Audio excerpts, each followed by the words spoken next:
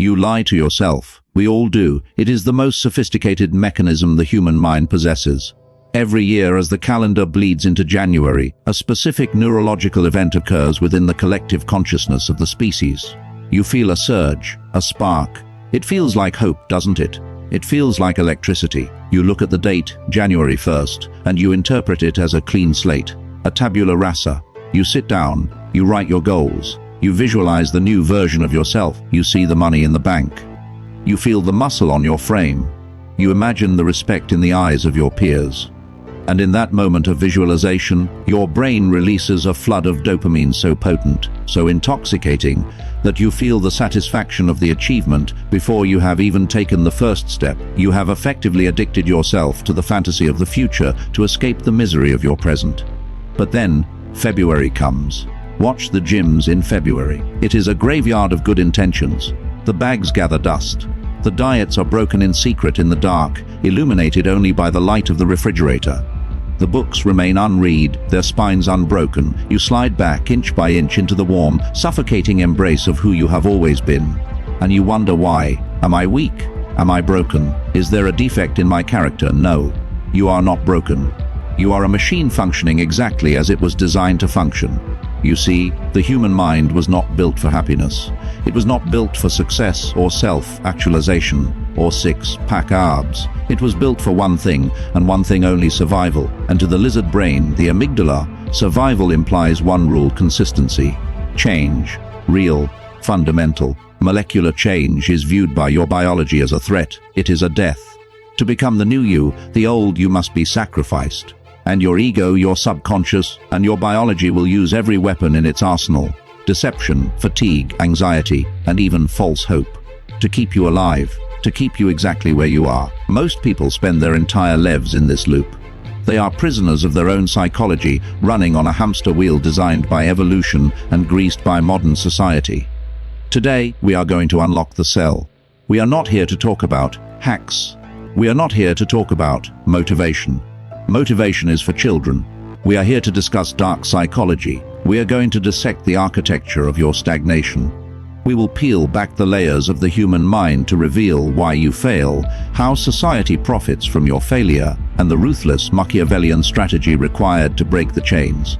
This is a masterclass in self-warfare. If you are ready to stop lying to yourself and face the uncomfortable truth about your own nature, hit the like button. It signals to the algorithm, and more importantly, to your own subconscious, that you are not afraid of the dark. Let us begin. Let us strip away the sentimentality and look at the machinery of your failure. Why is the desire to change so strong, yet the ability to change so weak? To understand this, we must look at a concept known as homeostasis. In biology, homeostasis is the state of steady internal physical and chemical conditions maintained by living systems. Your body temperature, your pH balance, your body fights to keep these stable. If you get too hot, you sweat. If you get too cold, you shiver. Your psychology works the same way. You have a psychological temperature. This is your baseline of wealth, health, and happiness.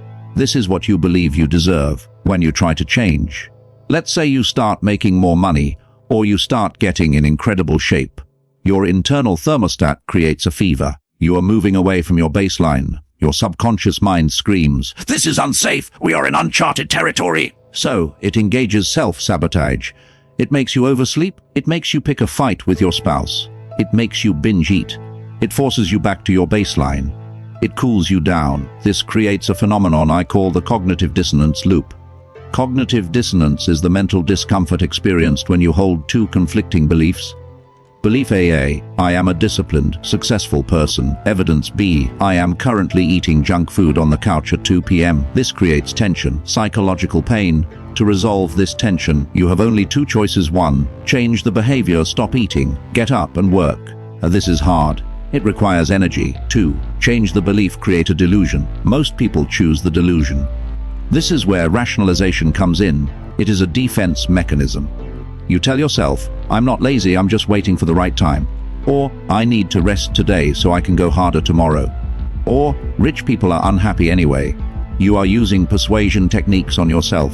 You are the con artist and the mark. You convince yourself that the intention to change is as good as the change itself. The shadow self, But there is a deeper, darker force at play here. The Swiss psychiatrist Carl Jung called it the shadow. The shadow consists of everything you have repressed: your greed, your laziness, your aggression, your sexual deviance, your lust for power. Society tells you these things are bad, so you hide them. You push them into the basement of your mind. But as Jung warned, the more you repress the shadow, the denser and stronger it becomes. When you try to change by purely being good, by following the rules, eating only salad, waking up at 4 a.m., smiling at everyone, you are fighting your shadow. You are trying to be a saint. And the shadow always wins in the end, because it has access to your primal energy. The shadow waits for you to be tired. It waits for you to be hungry, stressed, or lonely. And then it takes the wheel. This is why you binge eat after a week of dieting. This is why you text your toxic ex after a week of independence. It is not weakness, it is a rebellion of your repressed self. You cannot defeat the shadow. You can only integrate it, but we will get to that later. First, we must understand that you are not just fighting your own biology. You are fighting a war on two fronts. If your internal biology is the prison guard, society is the architect of the prison. Let's look at the world through the lens of a Machiavellian strategist. If you wanted to control a population, if you wanted to ensure they kept buying your products, kept voting for your candidates, and kept working in your factories, how would you do it? You wouldn't use chains. Chains create rebels. You would use hope, and you would use inadequacy. The economics of failure consider the fitness industry. It is a multi-billion-dollar industry built on a specific psychological principle, the investment model. Gyms sell you a membership based on the version of yourself you want to be. But their business model relies on the version of yourself you are. Commercial gyms oversell their capacity by 1,000%. If everyone who bought a membership actually showed up on January 2nd, the building would collapse. They are betting against you. They are shorting the stock of your human potential. They use scarcity tactics. Offer ends January 1st to bypass your logical cortex and target your impulse control. They use social proof, showing you images of the 0.1% who succeeded, making you believe it is the norm. It is not. It is a carefully curated anomaly designed to induce envy. The crab bucket mentality, but it is not just corporations. The most dangerous agents of stagnation are often the people sleeping in your bed, sitting at your dinner table, or working at the desk next to you. We must discuss a dark reality of social dynamics, the caregiver trap. In psychology, we identify a victim type known as the caregiver or the rescuer. These are people who need to be needed. Their identity is wrapped up in helping, poor, struggling you. If you actually fixed your life, if you became strong, wealthy, independent, and powerful, what would happen to them? They would lose their role. They would become obsolete. So, unconsciously, they sabotage you. This manifests as covert emotional manipulation. They say things like, "You're working too hard. Come have a drink. You deserve it. You've changed. You think you're better than us now. Why are you obsessing over money? Isn't our life good enough?" These sound like expressions of love. They are not. They are attempts to anchor you to their level. They are using guilt, one of the most powerful tools in dark psychology, to keep you sedated. Why? Because your transformation illuminates their stagnation. When you shine, it casts a shadow on their mediocrity. And people hate the light that reveals their own flaws. Machiavelli wrote, "There is nothing more difficult to take in hand, more perilous to conduct, or more uncertain in its success than to take the lead in the introduction of a new order of things." When you try to change, you are introducing a new order. You become a threat to the tribe. The tribe demands conformity. The tribe wants you to stay safe, stay fat, and stay predictable. To change, you must be willing to be a traitor to your tribe. Ask yourself right now, who in your life benefits from you staying exactly the same? Who feeds you comfort when you need discipline? If you have the courage to identify them, put their initials in the comments. Let this be your first act of rebellion. So, we have identified the enemy. It is your biology, your shadow, and your environment. How do we break the loop? How do we defy millions of years of programming and a society engineered to keep us docile? We must stop trying. Trying is a weak word. Trying implies the possibility of failure. We must start strategizing. We must use dark psychology on ourselves. We must manipulate our own minds with the same ruthlessness that a con artist uses on a mark. We must become the puppet master of our own soul. Here are the 3 pillars of the Machiavellian transformation. Pillar 1 teen, the principle of graduality is the long con.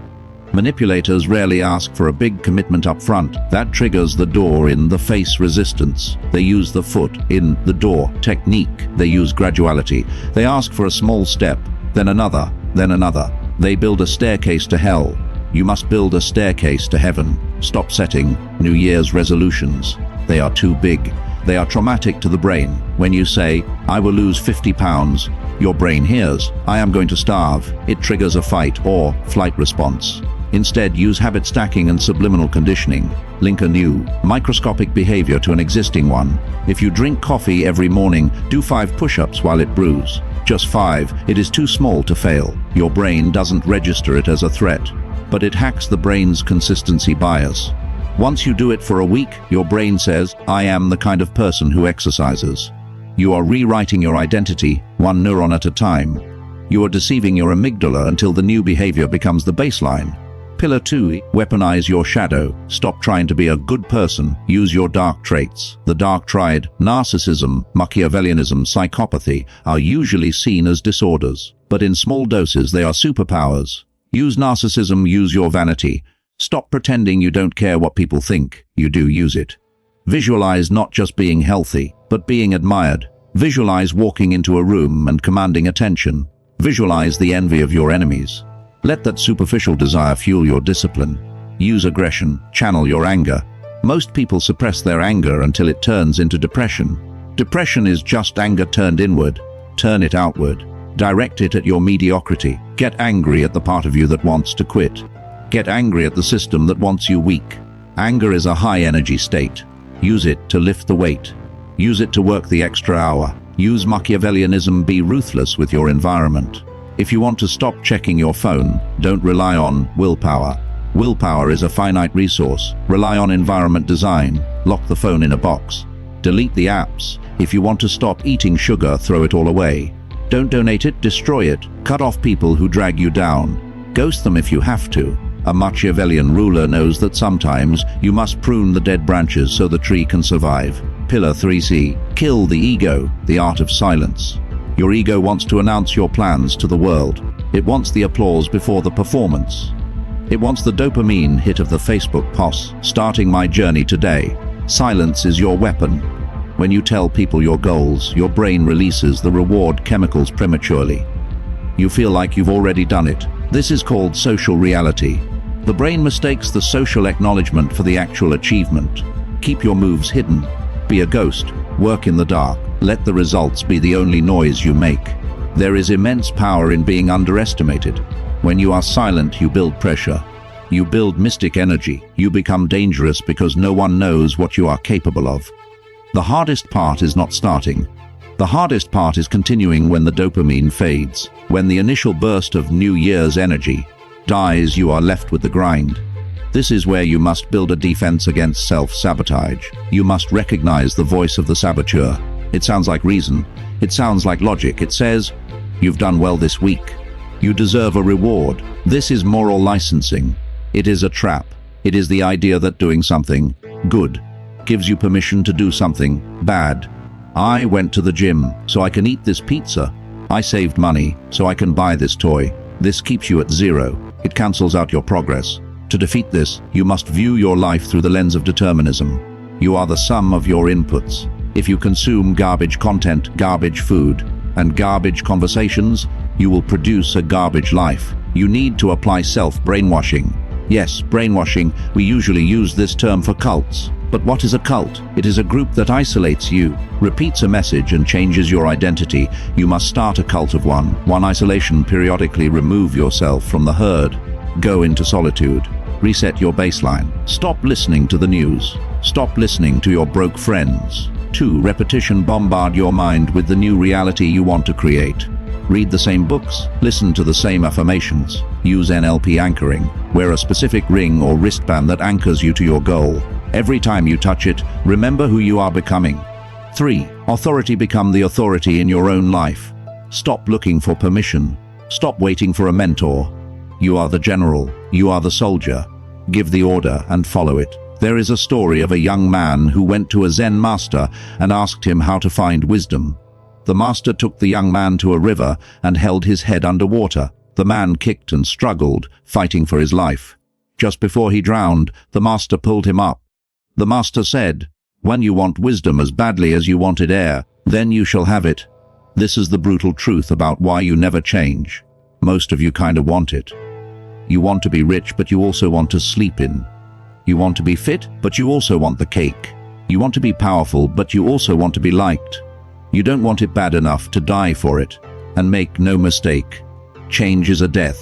To be born again, the old version of you must die. You must be willing to kill the part of you that is lazy. Kill the part of you that seeks approval. Kill the part of you that is comfortable. You must mourn him, bury him, and walk away from the grave without looking back.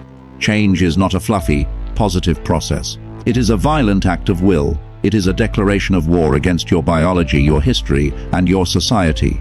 The people who change every year, the 1%, are the ones who understand that pain is information, not a signal to stop. They understand that comfort is a slow poison. They understand that the only way out is through. You have a choice today. You can close this video, feel a momentary spark of motivation, and then go back to the loop. You can be the person who almost changed, the person who had potential. Or you can decide that the loop ends now. You can embrace the cold, hard truth that no one is coming to save you. The government is not coming. Your parents are not coming. God helps those who help themselves. You must save yourself. If you want to join the few who actually understand the game, if you are ready to manipulate your own mind for greatness, subscribe and comment below one phrase, a contract with yourself. I am the master of my fate. Let it be the first line of your new reality.